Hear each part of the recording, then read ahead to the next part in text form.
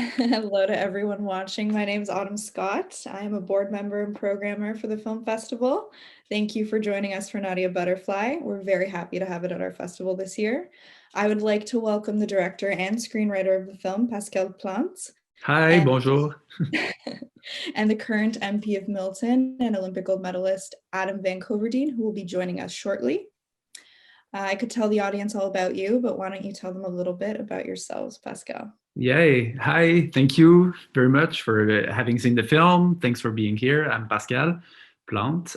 So I wrote and directed, as has been mentioned, the film Nadia Butterfly. And yeah, just a lot of people ask me sometimes, just where did that come from? And so I used to be a swimmer, so it's a word that I know pretty well. I stopped at, I did it national level, and I stopped at 19, just before I actually transitioned personally to do film school back in Montreal. And so I've been wanting to portray the sport that I love, I guess in a good way. That's for the audience to decide, but in a way that the ex-athlete in myself would have loved to see it represented. And hello to Adam, who's just joining. Hi, Adam. Hi. Hello. Hey, how are you? Good. How are you? Good. We just finished the movie. It was like a little bit longer than we expected. No, it's good. It's good because actually I'm very curious to see how it went through for with athletes and ex-athletes, because one of my wishes, and again, me being, I guess, an ex-athlete and a cinephile, I actually wanted to relay both worlds and link both worlds in a way, make something authentic for a cinephile, but also for an ex-athlete. I guess check that. Yeah, well, you totally just described it. I think it was such a real. It was almost. I don't want to say this because I don't want to give a false impression. It was almost anti-cinematic in the sense that it was like so realistic. It just seemed like a day in the Olympic Village, and it seemed like a post-Olympic party, and it seemed like a race. I like how during the actual meet, we were just on the deck the whole time. We didn't look at the scoreboard. We didn't see any the positions or anything. We just saw it the way that an athlete would see it, standing there. And it's when you watch a race or an event like that live from the athlete's area, sometimes it's almost very like anticlimactic because you don't see the replays, you don't get the commentary. It was very first person. Mm-hmm. Yeah. That was one of the wishes, to get to the adrenaline of somebody who is actually going to do the race, as opposed to seeing the race, which most sports movies they would tend to film it, I guess, akin to the way the TV films it, and you cannot compete with the coverage of the Olympics because it's so beautiful. Like swimming, especially, I think, is one of the most watched sports during the games, and you can totally understand why. It is so beautiful. Like the camera underwater, above water, you see everything with the interactive design on top of it, and I mean, if I were to beat them at their own game, it would just be too time-consuming and costly, and actually it would remove ourselves from the vantage point of the athlete, which, as you said, I mean, you don't see everything. You're kind of stuck in that first person, but it's a feeling thing. It's emotionally driven. And we also wanted to do it with long takes to really kind of the real time, because I mean, you do a race, and if you fuck up, but it's you have one time, and it's like your whole life is stuck in between, like a 1 minute race, or I don't know how long it takes to do a 1K in kayak, but like whatever time it takes, it's so many hours and sacrifices devoted in this one moment. And we didn't want to break up that moment. We really wanted to experience it for real. And that meant asking Catherine Savard, who plays Nadia, to do it for real. So she swam 100 butterfly at 100% speed. It was 3:30 in the morning. And I mean, she swam a pretty decent like time, even during the middle of the shoot, and yeah. So absolutely. Wow. And I find it interesting too, because most sports movies, it's all about the culmination and the big win. And with your film, you start with the win, you start with the outcome, and the film is actually about Nadia's transformation and how she'll face life after sports. So was it therapeutic for you writing that script, Pascal? Adam, were you brought back to another time in your life when you watched it? Adam? Pascal, après vous. Okay. Well, for me, let's just, so again, I know swimming, but I didn't do the Olympics. I didn't swim at that level. I stopped younger, so I didn't devote that much sacrifices still. I mean, if you gambled your whole 20s, it's a whole different ballpark, in my opinion. And I've had friends who did. So the film is more influenced and inspired by some of my friends who actually did go to the games later. So me, I stopped after the Olympic trials for the Beijing games in 2008, but I had friends who did the London and even the Rio games and then retired. And I saw so many different kinds of retirements. I saw some good ones and some terrible ones. And I don't know how it went for you, Adam, but it's hard because it's Wonderland and your life has meaning, and all of a sudden all eyes are on you, and purchasing those little hundreds of seconds in the greater scheme of things it's a bit ridiculous when you come to think of it, like to that level of excellence, like to devote your whole life to reach those few hundreds. It is so, but then they are validated by an event like the Olympics or by a symbol like a medal. And it's hard to come back to earth after that. So I don't know how you actually experience your last races and post-Olympic. Did you have a blues or? Oh yeah, totally. And my last Olympics, I knew I was going into those games were Rio. Just it's almost recently. It's only 4.5, 5 years ago. And I went into them knowing that it would be my last games, very, very similar to, and look, I went to the Olympics with Katarine. Like, we're not good friends, but I've met her, we've talked. Yeah. Actually, I know Hillary Caldwell, like socially, you know? Yeah. My best friend's married to one of Hillary's former teammates, Anna Mae Pierce. So, yeah. Okay. Yeah. So, I mean, I've met Hillary. When I saw her on the screen, I was like, whoa, okay, I've got friends in this. And it's kind of funny. The younger actress that plays the swimmer, the Anglophone swimmer. I forget her name. It's Kaylin, but she also has a sister that swims in Toronto, so in cool. Ontario. Yeah. Ainsley. She reminded me, like, she looked a lot like Taylor Ruck from the Rio Olympics, and I don't know. I thought it was like they did win a bronze medal in the relay, right? And they did it in freestyle. They did at the 100 and the 4x200, and they finished, I think, 4th in the medley. And so it's true that the medley relay hasn't won a medal. The female Canadian team hasn't won a medal since the Seoul Games. But at the World Championships in 2019, like the girls are very, very strong in swimming, the Canadian women, and they actually finished 3rd and almost even beat the Australia. They almost finished 2nd too. So it was actually very plausible, very probable that Canadian team would have finished 3rd. And still might.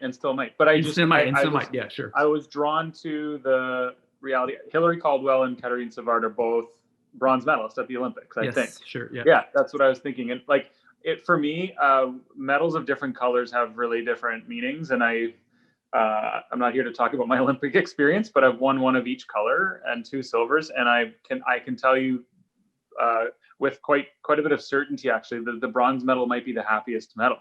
And so I was. It's very interesting that you bring that up. It's because I know that. Not that I know, but like I can totally see why. But it's not. We're so conditioned. Maybe it's an American mindset. I don't know, but like. You have to win, and in swimming, in individual sport, it's not as black or white. Like if you finish 3rd, like in an event dominated by another country, like of course it's winning in your head. Like there's there's even a character that says it out loud in the film. Like we knew that the other teams we just couldn't beat them, so the race was for 3rd, and we actually won that race for 3rd place. It's a different. Yeah, it's a different logic than just winning it all or winning gold. Yeah. But like, there's a Malcolm Gladwell clip from a podcast about how maybe maybe it's not Malcolm Gladwell, but anyways, it's a podcast, Un Balado. Un Balado, yeah. And the whole thing is about how silver is actually a very sad medal because you're so close to victory. And oftentimes people are seen on a gold medal podium sort of in awe of the moment, unable to take it in, and they're not smiling as much as the bronze medalist who had, like, you know, the only other option really for the bronze medalist in many cases was to not be on the podium at all. So I'm thinking more a little bit about my experience at that last games and going in knowing that it was going to be my last, knowing that I was going to transition into something else. And yeah, it definitely brought me back. So a lot of the long imagery, as you said, like I remember walking around in Rio and just trying to fill my day, and like, I'll go and get a coffee. I didn't do an arcade game. And actually, because of COVID-19, my girlfriend and I were cringing as we were watching Nadia her touching, wipe her hand along everything. And I was like, yeah. Don't touch anything, you know? So yeah, we felt a lot of emotions. It was a wonderful film and very personal for me. So merci beaucoup. Merci. Thank you. Yes, the film read to me a lot as an ode to the stages of grief mixed with a coming of age story. And even though Nadia is getting out of what she refers to as an abusive relationship, she's still losing an integral part of herself. But that notion of an abusive relationship to a sport or something in your life really struck me. And I just wonder, Adam, maybe you can speak to this more. How common is that in the world of elite sports? It's very common. It's very, very common. And I don't mind saying, and I'm kind of interested to know, Pascal, if you have something to say. Like, I noticed some characteristics of disordered eating in Nadia. I noticed some characteristic obsessive compulsive behavior. Maybe I'm not a psychologist. I've just been an athlete, and I'm not diagnosing her or anything like that. I just want to stay away from, you know, the perception that I might be acting as though I know more about mental health than I do. But a lot of athletes get stuck in routine. The image of her measuring her cereal, even though she's finished her race, and then like binging on chocolate, and constantly recording things, you know, writing things down and recording the audio. There's a couple of other little moments where I was like, ooh, that's like eerily familiar to me. Like the process of like feeling like you have to be controlled. She said no to chips a couple of times, but she's drinking all alcohol, right? So she's willing to punish herself and, you know, drink alcohol, but she didn't want chips. And, you know, the way that her coach interacted with her, talking about her weight came up a couple of times. You know, yeah, I can expand on all that. Moments. Yeah. Well, for me, it struck me as an interesting character, like somebody who is extremely talented, but in many regards is actually a prisoner of her own talent. And he's become so formatted into achieving that goal, like getting the medal, getting the games, getting, you know, she's almost like a robot that has been programmed to do that. And I sometimes even refer to Pinocchio in a way, like, you know, she wants out, like she wants to become a real person. But for me, it was interesting that the character is actually a prisoner of her own talent, and to the point where she doesn't even know if it's her dream anymore, or if it's a dream of her whole entourage. Like, is it her coach's dream? Is it like, or is it the dream that she's supposed to have? But maybe it's not her dream. Maybe she wants genuinely to do something else with her life. And I think it's now we more than ever we have more conversations about the mental health of athletes. I mean, we live in a world where Michael Phelps actually like now gives lectures and says out loud that he almost killed himself. Like we're talking about Michael Phelps. Like for so many people, we're like, how can Michael Phelps think about killing himself? But for me, I'm like, of course, Michael Phelps wanted to kill himself. You know what? It's like once you've lived with that kind of overachiever mindset and the pressure, you put yourself, you above all, but everybody else kind of does too. And it's a weight. It's a weight. I mean, you can love the sport, you can love the act of doing your sport, but it is an incredible weight. And not all personality is equipped in the same way to face that pressure. You don't have, correct me if I'm wrong, but you don't really have classes or like coaching to deal with like Olympic glory, for instance. And in Toronto, you have a good example of that. Like you have a 16-year-old Penny Oleksiak who won 4 medals in the Rio Games, and she comes home and she comes back to school. And now what? Like now you have to face everyone. all the time. Like you're not yourself. You're this symbol, this icon. I don't know her personally, so maybe she dealt with it pretty well, but I'm sure I Yeah. wouldn't, or somebody else wouldn't. Well, I only met Penny at the Olympics, but we got to know each other a little bit because there's lots of post-Olympic events in Rio, and she's a great kid. But I was pretty in awe of her in Rio. My quote was, "It took me 16 years to win 4 Olympic medals, and this 16-year-old just did it in 1 week, and she doesn't even have a driver's license yet." that I also wanted to tackle with the film is there's a big taboo amongst athletes, which is, I guess, jealousy in between athletes, and jealousy, or envy, or I don't know what word you want to call it, but it is true. I consulted ex-Olympians and active swimmers at the screenwriting stage of the film, and some of them opened up to me because like I almost became this kind of psychologist figure for them to really open up. And this came up, like somebody that like all of a sudden like took the spot, or like took somebody devoted like maybe a decade to reach to that level, and then you have this person that just comes and just has better cards, like a better set of cards. I don't know how to say it differently. Well, Nadia said it right. She was referring to the 17-year-old and said that she hasn't even done the work to deserve a bronze medal. But I mean, they're all in the pool together, and certainly there's examples of people who have all the talent and others that have to work for it. But you see it sometimes also in the faces of people that are winning. Like sometimes, like some people in the relay, like you would have people in tears, like it's almost like now their life is complete. That was a missing piece of a puzzle, and now it's like absolute fulfillment. And some others, like sometimes they're kids, and of course they're happy, but it's not the same kind of existential happiness than some others. And so success too is different. I mean, it's the same bronze medal, but for Nadia, for a character, it's a fictitious character, but I wanted to have that character who did everything right, and she might not be the one who is the most naturally, I guess, equipped to do that. But she did everything to perfection to get there, and that wears on your soul and your body for sure. So yeah. And I think that comes out especially when Nadia is saying swimming is a selfish sport. And it almost seems like in that moment, she's saying what everyone else has been thinking, but they don't want to say out loud. Yes, because she has a kind of a foot.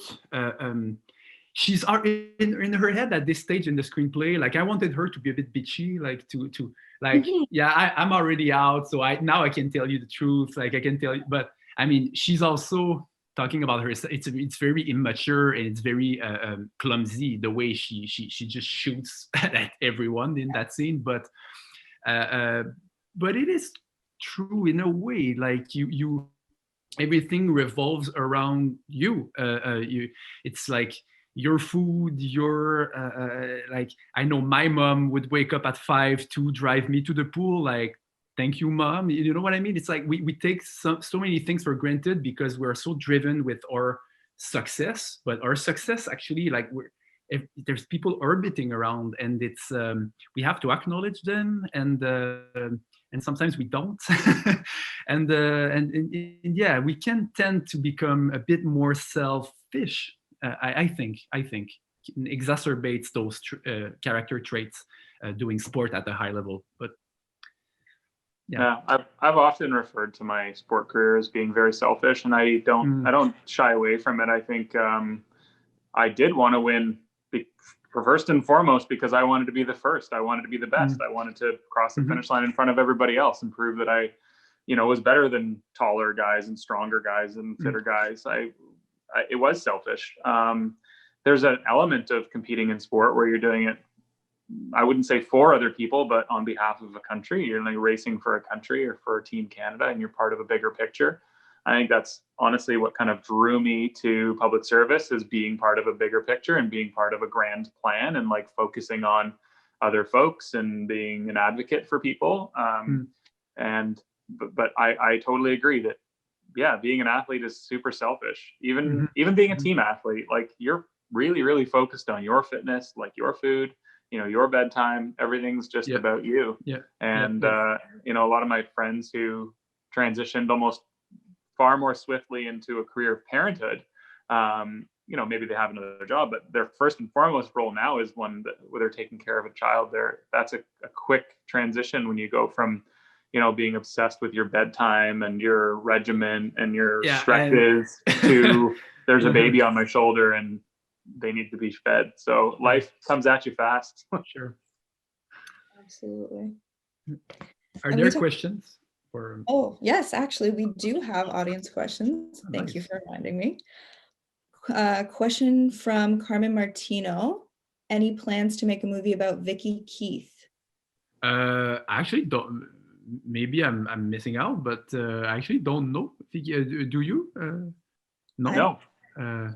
I'll look it up. Maybe you'll give me You an just got idea. your idea. Inspiration. What I can say though is that I'm personally so far in my young artistic career, I'm not that thrilled to kind of like do the same film twice. Even with my short films, they've been pretty scattered in terms of topics, and there can be a common thread in terms of style and filmmaking sensibility, but just so right now I'm actually writing a film that takes place in the 17th century, so it's very, very, very different from Tokyo 2020 Olympic Games. Absolutely. That we hope will happen in 2021. So I don't see myself actually doing another sports movie soon, but who knows? And if I do so, it would be drastically different than Nadia. And from what I'm seeing, Vicky Keith is a retired Canadian marathon swimmer. Oh, okay. Marathon. Okay, nice. But maybe she has a crazy story that I'm not aware of. I mostly know the open water swimming and marathon swimming is. I don't know him that well, but I would know more, like obviously the pool competitive swimming athletes. Pascal, another question for you from Kat Pierce. Is that Beach House playing during the closing credits? Yay, it is. I can tell you a bit about the, I guess, music in the film.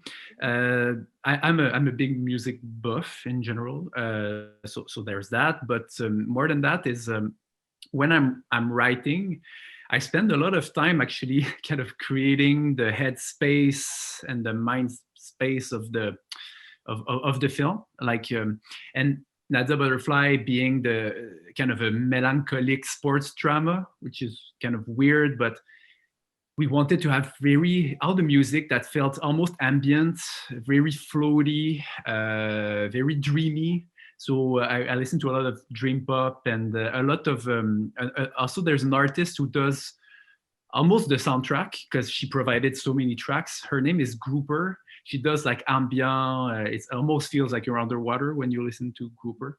And there's that. But Beach House was a band, a duo that I listened a lot during the writing stage. And it's a tricky thing to do that because then I become attached to songs that I, even before the filming stage. And the Space Song, that's the title of the Beach House track that pops up early on in the film and then during the credits, was one of those songs.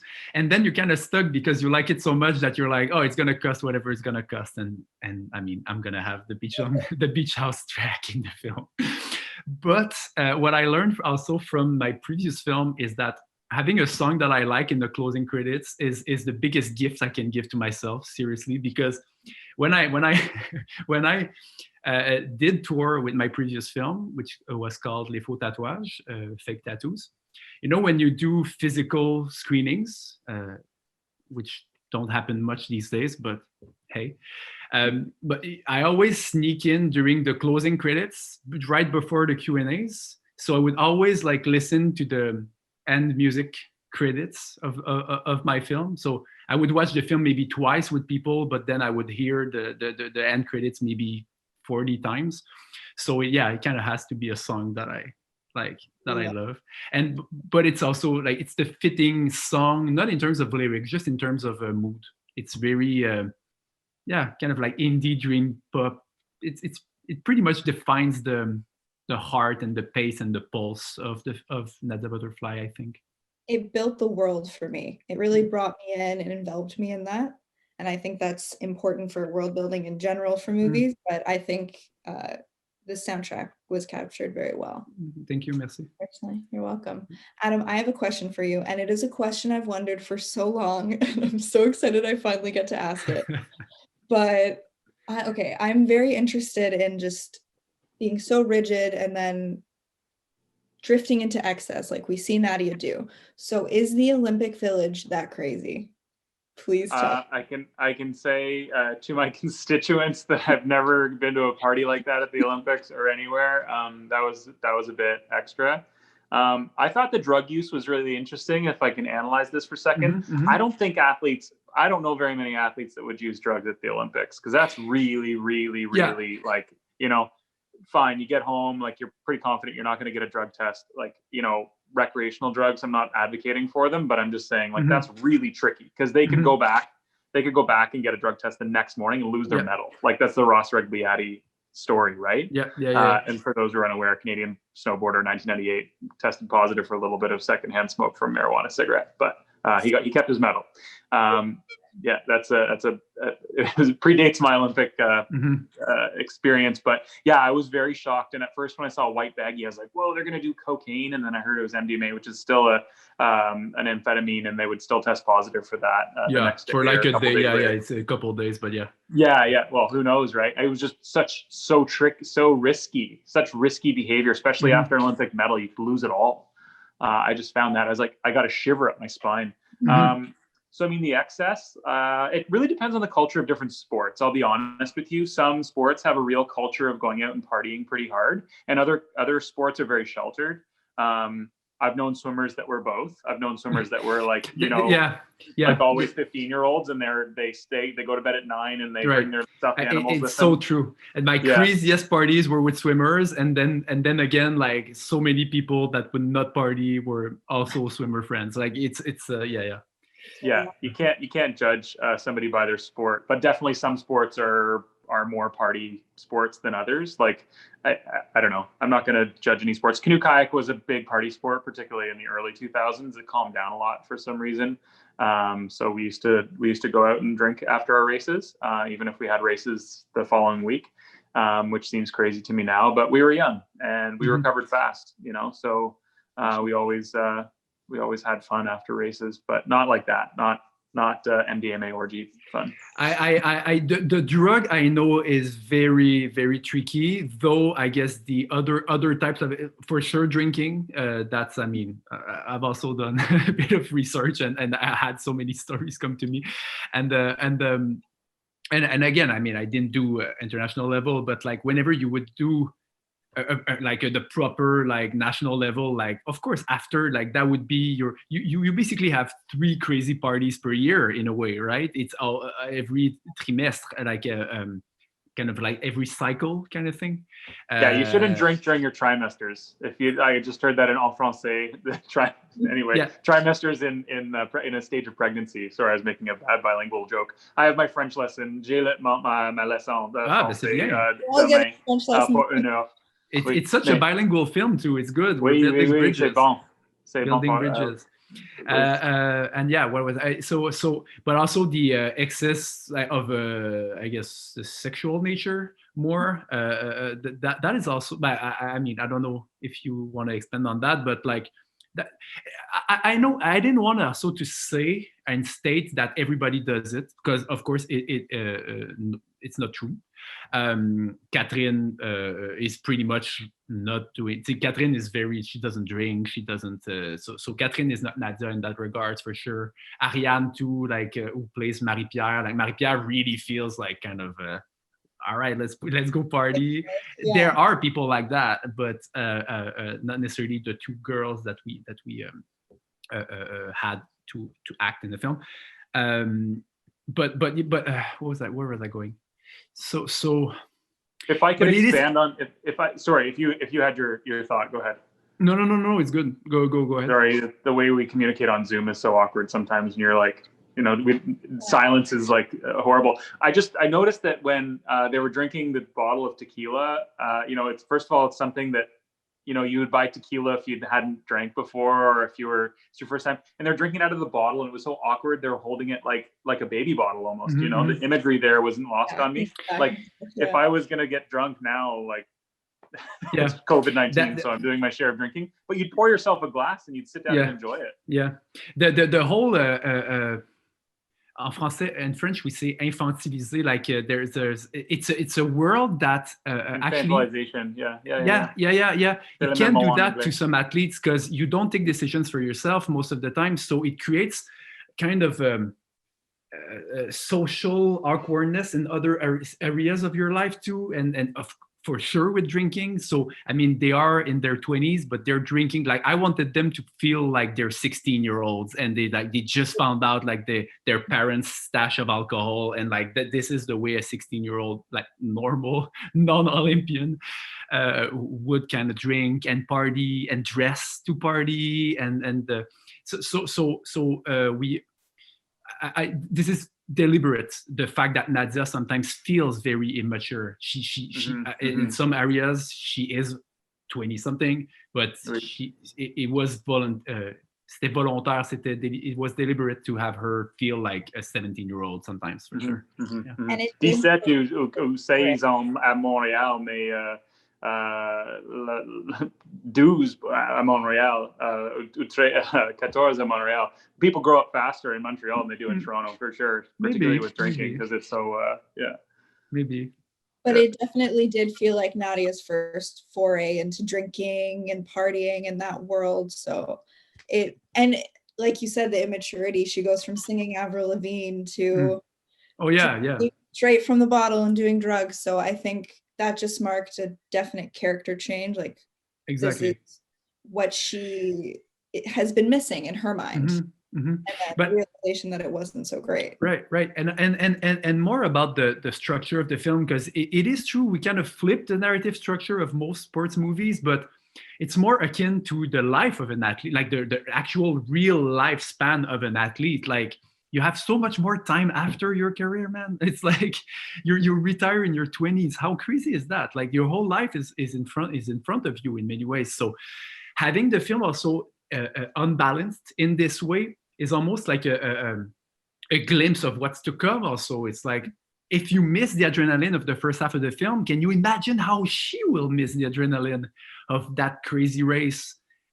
I still miss the adrenaline of pool deck. I'm sure you do. Like you just right before the either the gun or the beep, like you're going to go to war in a way. And it's like I don't get that kind of intensity every day now. Like I barely ever or I never do anymore, and I miss that. This is one of the things that I miss the most, and so having that kind of a anticlimactic, flipped around structure felt extremely natural for the kind of story that I wanted to tell. It wasn't like I didn't want to be a radical. Like it wasn't a conscious like, oh, that's a daring thing to do.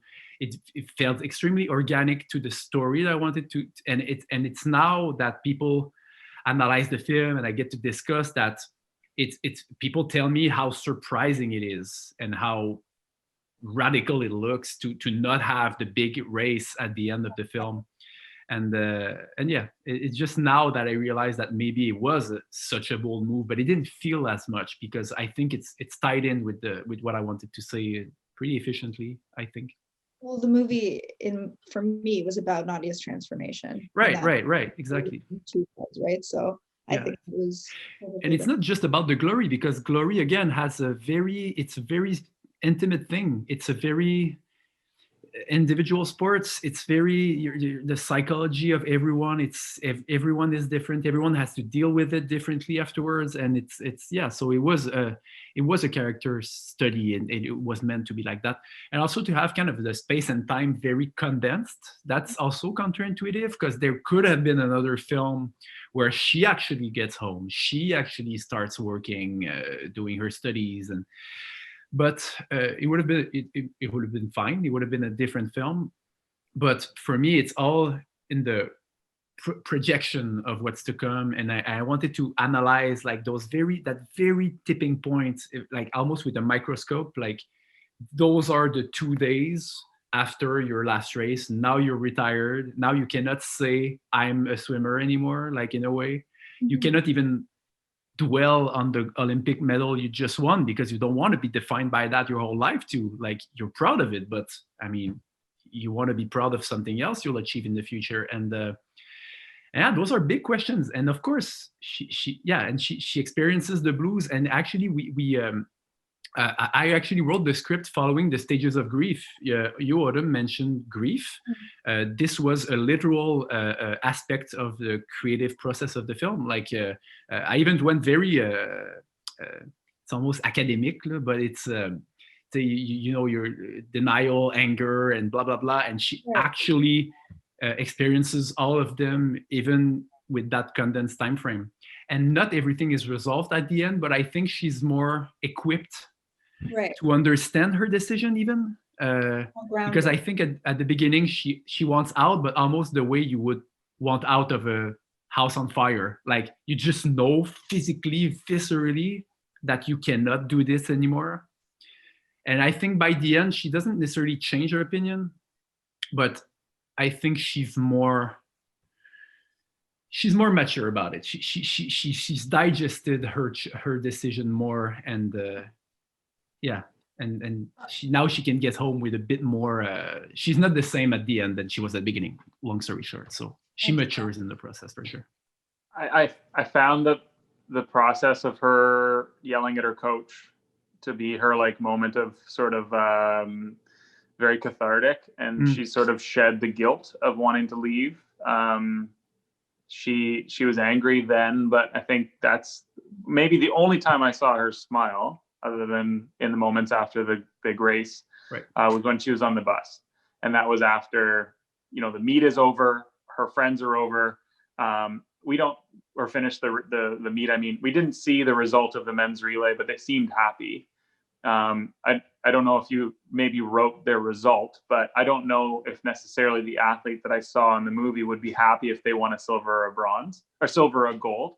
Maybe if they, underperformed their relay because of that whole jealousy concept. I've been there before. Like I've won a silver, and then the next day somebody on my team wins a gold, or I've won a bronze, and the next day somebody wins, and you're like, oh, and even not in your yesterday. Now I'm sorry, I didn't want to cut your flow, but like even among other sports, like you feel like you've achieved something crazy, and then somebody else doing gymnastics does something twice as crazy. Like even in between sports, like you can always, oh yeah, but there's this 17-year-old who won 5 medals or something. It's you can always, if you want to compare, you'll always find somebody better in a way. Not better, but like somebody who's achieved something even grander.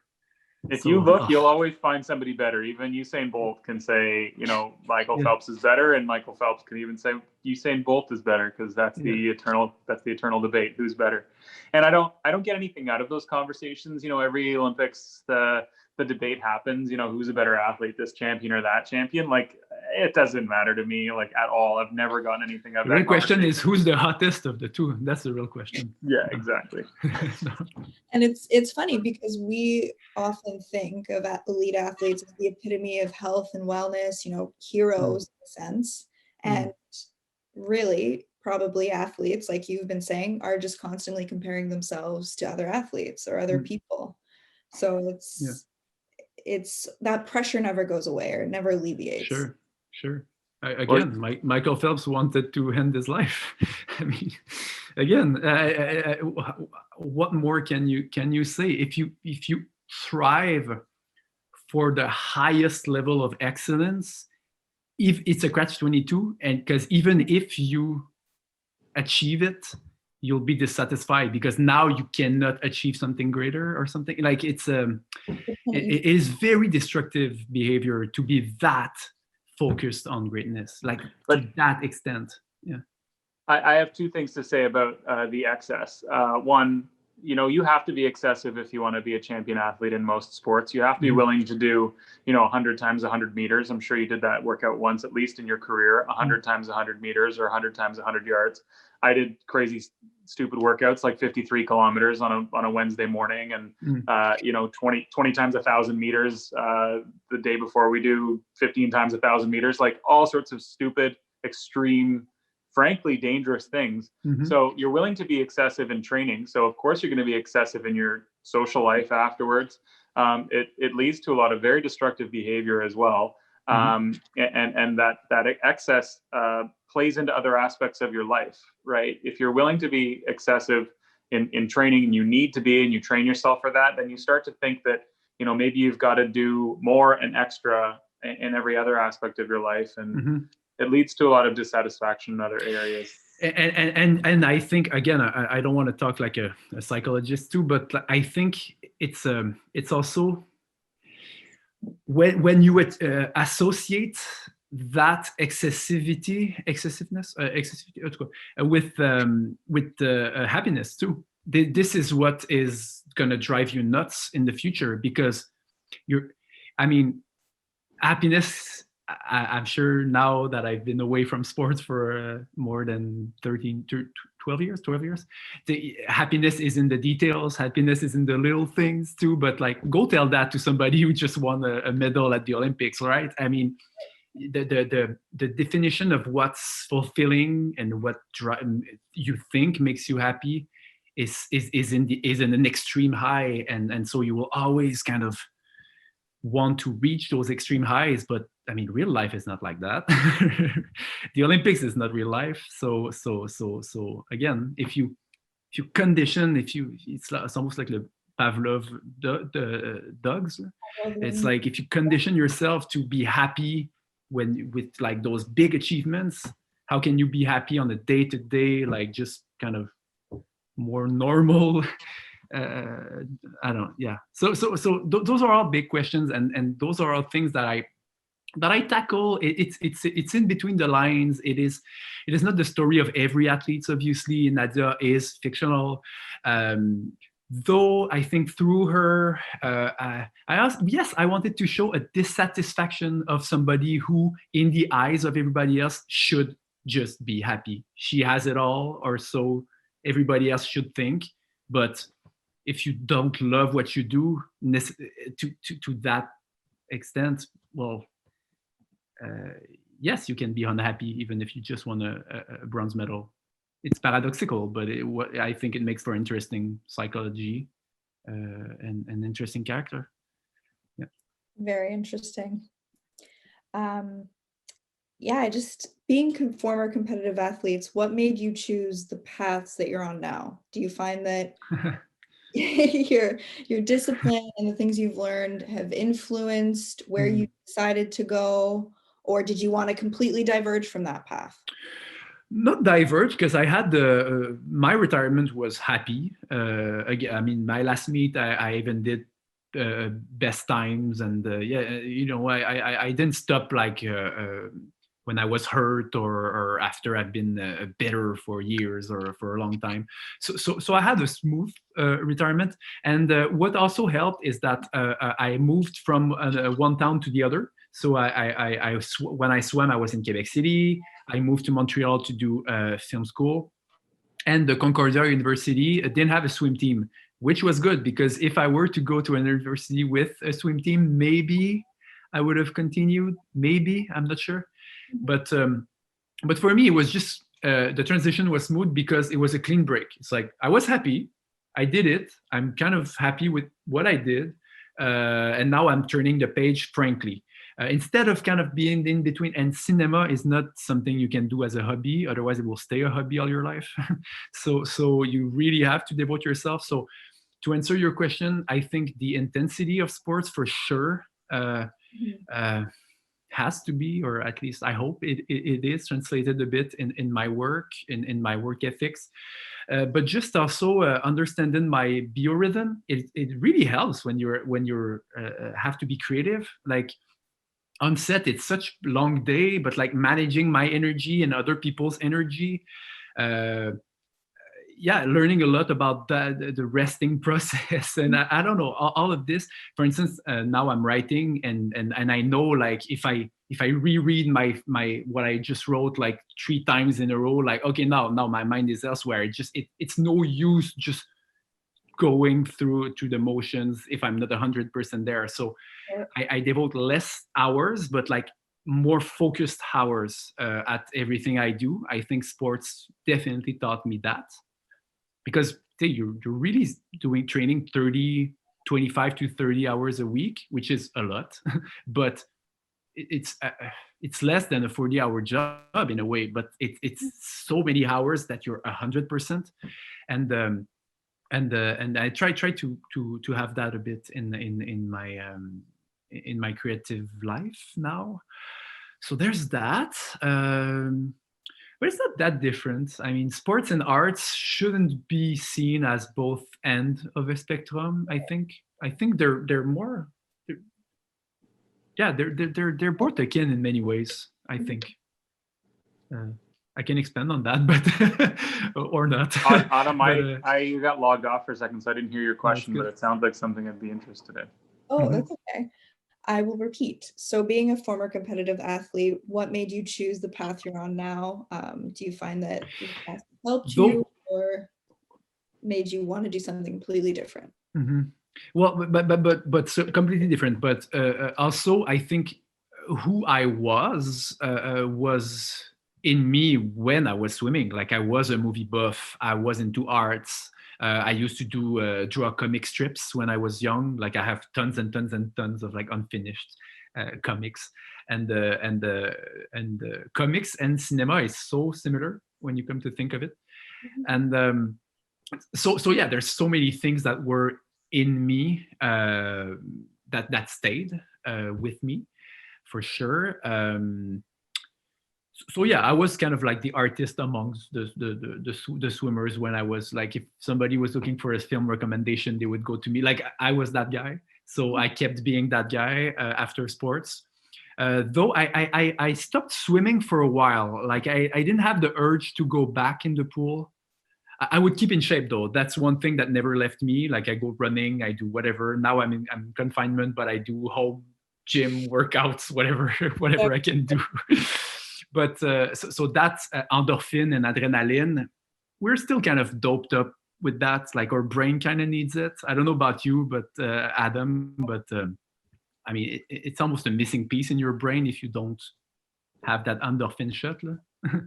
Yeah, I've been finding it tough during COVID-19 because I'm a very like social exerciser. I like meeting up with my friends to exercise for a run or a bike ride or something like that. But we've had good weather lately, and I don't know, the days are getting longer, so there's lots to appreciate. My girlfriend and I have been working out inside a lot. We bought some dumbbells and stuff, but I've been finding it really challenging, to be honest. And I've been finding the challenge with being a member of the government and exercising enough to be really challenging, because we're never really off. You know, if somebody needs to talk to me, or if somebody needs something, then I feel like I have an obligation to serve them. So that's something that I think, if I'm going to do this for a decade, then I need to adjust, because it's not healthy or sustainable to be always on. But it was like being an athlete. Like, you don't stop being an athlete at 6 p.m. when you go home, or you don't start being an athlete at 6 a.m. when you wake up. I was an athlete all the time. So sometimes I think, no, I'm a member of parliament. I'm an advocate. I'm somebody that needs to be there for people all the time. So I think balance is important, but balance isn't something that's characteristic of very many athletes. Though I have seen people who would stop completely. Those are more rare, but like, there are people who would go from being almost a full-time athlete to like nothing. No, I wasn't like that. It's only just recently that I've started, well, not now, because now the pools are closed again, but I've started swimming. Actually, doing the film made me so nostalgic. It brought me back so many, and just the kind of conversations you have, and it is pretty obvious, but like, the film features a real active, high-level competitive swimmer. That was one of it's a directing challenge for me to actually get them to be at their best in front of the camera, acting wise. But I think they did a good job. It's for the audience to decide. But they're from this world for real. So for me, interacting with them, and now I consider them friends. We got very close, Catherine and Ariane and everybody. So I maybe talking with them so much, it made me more nostalgic than I thought. And I only recently, only this year, I actually started going back and swimming again. I might even do some, the maître nage, like you can even do swim meets for like above 30 people. Like I might even do that. Why not? Like next year or something. We'll see. Well, I know. So, but that's very recent. Like for a good 12 years, like I didn't really swim. So there was that. So you've been inspired a little bit. Yeah, I think I have. It's a beautiful sport, and and the way we also treated sound in the film, it is very meditative, but it's for the obvious reason that when you are immersed in water, like, and you spend an unhealthy amount of time in the water, there's something so serene, so hypnotic. You only hear the metronomy of like your breathing and your strokes, and there's something so zen and meditative about it. And of course I wanted the soundtrack to glide in this way and to be enveloping in this way. And we devoted a lot of time with the sound design of the film. I was so picky with the sound of the strokes too, maybe also being an ex-swimmer, but like, oh yeah, breaststroke at that level, like you would hear the splash like when the arms are here, and that anyway. So I was being extremely picky about different things, about what do you hear when you have athletes doing that at that level. But we spent a lot of time crafting an environment that was like a cocoon. And if I am to make the obvious parallel to the choice of title, and you talked about Autumn, you talked about the metamorphosis, it is what we're witnessing too. Like she was in one state, and now she actually evolves into the state, into what she will become in the future for the rest of her life. And we're witnessing that kind of cocoon transitioning tipping point moment where she emerges from that in a way. And so I'm kind of rambling a bit, but it's all of this that I wanted to do. It's an ode to the people who do that sport, and it's a love letter to just that sport too. In fiction, I did research and I did watch lots of film in preparation for Nadia, and it's been very, very, very rarely represented in such a way, in an authentic way. It's one of the it's not a much loved sport in the world of narrative fiction film, which baffles me because it is so cinematographic. You can do so much with sound and image, and it's so beautiful. And yet there aren't that many swimming movies out there. So who knows? Maybe a new trend will emerge. Yeah. And like you said, the film felt very natural, right down to even the actors. You mentioned that you used real swimmers instead of actors that you could just cut around or edit. So that really paid off. Yeah, I wanted the audience to connect with them through an actual performance instead of cheating the performance, because if you cheat the performance, you're removed, and this is the opposite of the film that I wanted to make. Like I wanted to be extremely close, in their subjective perspective, and we kind of had to go with real athletes. It was as early as the writing stage. Like I knew that this is what we wanted to do. We got greenlit through funding, and knowing that like they took a chance on us, and we actually said openly like, yeah, we want to do it with actual swimmers. It was a gamble, but I think it ended up paying off. I think. Do you think Catherine and Hillary have like an interest in acting? I follow them on Instagram, and I feel like maybe Catherine in particular has an interest in acting in the long term. It's funny. It's a good one. I get asked a lot. Of course, I cannot talk. I mean, that would be a question for them. But my interpretation is that sometimes we're stuck with like labels, and they're like non-actors or like non-professional actors, which they are. But for me, I think a better label would be like they're closet actors. It's like some non-actors, they're just like, they have the personality, they have there's a couple of things that needs to work for somebody to there's the photogeny, like are you generous to the camera? That's very weird. Like some people are, some people aren't, and that's not something you can train yourself. Like you either the camera either loves you or it doesn't really.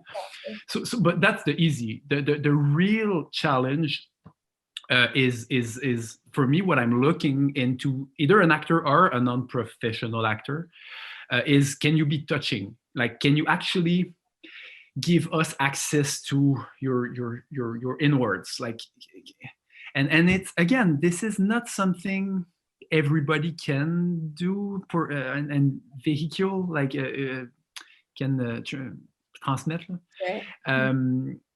And Catherine is very, very, it's almost like you push a button and she can start crying, in a sense. Like, she's very, very emotional person. She's, and this helps too, like, of course, in the camera. But she also wants to put on a show, and this is kind of a trait of so many actors and actresses. So for all those reasons, when you look for personalities, you look for people that the camera will love and that the audience will actually want to cling on to for an hour and a half plus film. And Catherine and Ariane and Hilary and the other ones, I think they were those person. And Hilary, actually, she was the only person, just looking at interviews, we didn't audition her. She's the only one who she didn't audition, the one who plays Karen in the film. Because yeah, I just saw Rio interviews and I'm like, this girl has kind of like, she has like an intensity, like dare I say craziness to her that I really like. And she's very photogenic too. And yeah, I mean, that was so intuitive for me. I was like, she has to be put on film. The other ones, we really tested them. And Catherine did an audition. We even did an audition again with Ariane to see their chemistry, because they have to be friends in the film. They're friends in real life, so that helps. They train together. But yeah, but we tested them. It's too much of a responsibility to put the whole film on somebody's shoulder who cannot do the job. But they took it seriously. They're athletes, man. They wanted to do well. They wanted to perform like in everything else in their life. So.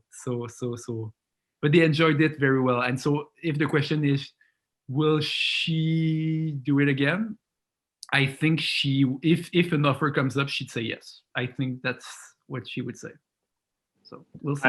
I'm just interested as an athlete who's transitioned into a career, and I keep in touch with other athletes who are transitioning into various careers. A wrestler that I went to the Olympics with in Rio, named Jasmine Meehan, is running for city council in Calgary right now. So we've been just messaging back and forth, because she's getting into the world of advocacy and public public life. So I'm just interested to know what people are doing. And actually, Pascal, since you asked, you kind of brought it up at the beginning of our conversation with respect to like classes for athletes to take for social development and like post athlete careers and stuff. We actually did start something. I used to be the vice chair of the athletes commission with the Canadian Olympic Committee, and we started a program called Game Plan. And I think both Hilary and Catherine have been involved a little bit, because hundreds of athletes take advantage of this program now. It's called Game Plan. We work with Deloitte and with RBC and with Bell and a couple of other great companies. So it's all and Queen's University. So it's a very holistic opportunity for a lot of athletes to start thinking about what they're going to do afterwards before they say quit. But more and more, I think like it's in the conversation now more than ever, for good reasons, because I mean there was one suicide is too much, too many in a way. Like of course that is the drastic. I'm putting the most drastic example on the table, but like so many depressions and I've witnessed that amongst my friends. It's not something that is rare. It's something that is very much out there for athletes that are transitioning. So, and yeah, no, so that's great. Just also, so Catherine and Ariane, the two leads in the film, Catherine asked, they both would want to do it again if an opportunity comes up. That's what they told me. So I mean, I can relay that info. That being said, they are still swimming, and they both actually now are doing their adult job too. Catherine is teaching primary school, so she wants to be a teacher. She finished her last studies, and now she started working there. And Ariane is actually doing interior design for a company in Montreal. So very busy, talented women. intense. Yeah. Because we have overshot our time a little. My last question is, what's next for the two of you? Adam? Pascal, you first. Oh, okay, I can go first. So for me, having more time at home means I have more time writing. So it's the first time I'm co-writing. I'm actually writing a feature screenplay with the producer of Nadia Butterfly. But it's a film that takes place in the 17th century. Yeah, it's about, I don't know if you know this, it's les filles du roi, we say in French, the king's daughters. Have you heard about them? They're women that have been recruited in France, like under Louis XIV, to actually go in New France just to populate New France in a way. But like, that's such an odd colonialist policy. It's very one of a kind. And so they would ship massively women by boat from France to New France. So I'm actually doing a film about the 36 first king's daughters, les filles du roi. But it's mostly a film that takes place during on the boat, because the first trip actually was very dreadful, and like 60 people died on the boat. And so I'm basically doing a film about that, and it's almost like a horror film in many ways, because it's almost a survival film on a boat doing a transatlantic the transatlantic traversée, crossing, in a nutshell. So yeah. Autumn, I really wish you let me go first, because my job is so much less exciting. No. Yeah, I'm not filming anything of a transatlantic historical nature. I'm sitting in Parliament advocating for my neighbors. We're back in session. Obviously, COVID-19 is still the most difficult thing that our country and our world has ever faced. So we're actively trying to get vaccines into people's arms. It's a huge challenge, but we are up for the challenge, and they're coming, and they're here, and happy to say that many Meltonians have been vaccinated. Lots of long-term care workers have been vaccinated. I can't believe I just chose, like, electively to talk about vaccines and COVID-19 in an interview and during the movies, but you ask me what I do every day, and I'm focusing on my work as a public servant here in Milton. And we thank you for your part. Seriously, thank you. Oh, it's a pleasure. It's a pleasure. And it's a real honor to meet you and to talk about your film right after watching it too, because it only became available at 8. So my girlfriend and I lined everything up. We had dinner and then we watched it. It's very cool to talk to the director immediately after. So merci beaucoup. Merci. Thanks for everyone who watched. Thanks for people asking questions. I hope you enjoyed it, and I hope the film will stick with you too. So, because that's one thing, sometimes we watch something and we forget about it and 2-3 days later, but I hope the film will stick, and the feeling of the film will stick with you. And when you watch the Olympics or something, or the film will haunt you somewhere. Yeah, that's my wish. If it can crawl under your skin a bit, that'd be nice. But thank you very much for taking the time. And thank you both for being here. I've had a great time talking to you tonight, and great film. Wow, merci beaucoup. Merci tout le monde. Thank you, everyone. Good night.